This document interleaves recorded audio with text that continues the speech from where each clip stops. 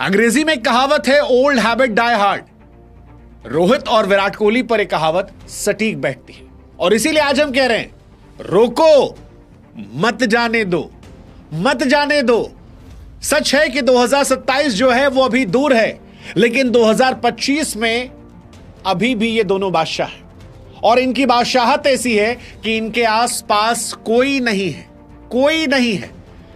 121 run Rohit Sharma, 74 run Virat Kohli और India ने Australia को 9 विकेट से सिडनी में हरा दिया। सिडनी खास है क्योंकि सिडनी से ही रोहित शर्मा विराट कोहली का डाउनफॉल शुरू हुआ था।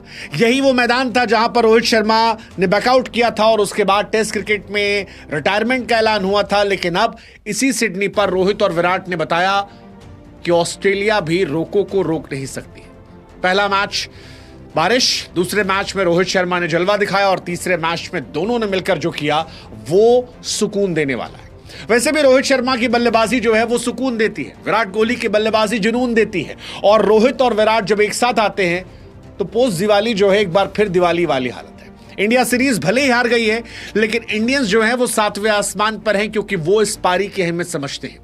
वो समझते हैं कि जब विराट कोहली 2 पारी में लगातार 0 पर आउट हुए थे तो कैसे उन पर सवाल खड़े हो रहे थे। वो समझते हैं कि रोहित शर्मा को बाहर करने के लिए कितनी सारी तैयारियां की गई थी, लेकिन अब वो ये जानते हैं कि वो जो नए नए लड़के हैं जो कल को किंग बनेंगे, उनसे बेहतर अभी भी ये दोनों हैं। और ये मैं यूं ही नहीं कह रहा हूं। विराट कोहली साहब 2 पारी में 0 पर आउट हुए, 0 पर, लेकिन इसके बावजूद शुभमन गिल से ज्यादा रन उनके सीरीज में है। और ये हैरानी की बात है, विराट का 2 पारी में 0 पर आउट होने के बावजूद एवरेज 37 का है। रोहित शर्मा साहब जो है उनका एवरेज तो 100 के पार चला गया है। शुभमन जो इस सीरीज के पोस्टर बॉय थे, इस सीरीज में डक पर नहीं गए, शुरुआत मिली, उनका बैटिंग एवरेज केवल 14 का था। ये शुभमन को छोटा दिखाने के लिए नहीं है, ये विराट और रोहित के बार को दिखाने के लिए है कि बेंचमार्क कितना बड़ा कर दिया।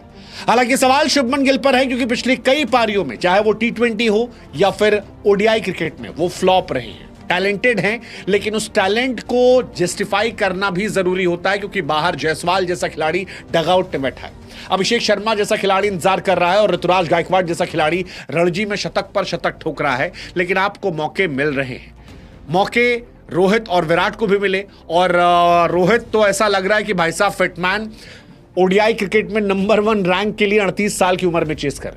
एक्चुअली में रोहित शर्मा 38 साल की उम्र में नंबर 1 रैंक की तरफ चेस कर रहे हैं क्योंकि सीरीज में न सिर्फ मैच जिताया बल्कि player of the series Rohit Sharma, man of the series, player of the match Rohit Sharma, man of the series Rohit Sharma, और ये 38 साल की उम्र में हो रहा है। 38 साल की उम्र में रोहित शर्मा इतिहास रचा रहे हैं। Oldest Indian to win player of the series award in ODI history, that is for Rohit Sharma.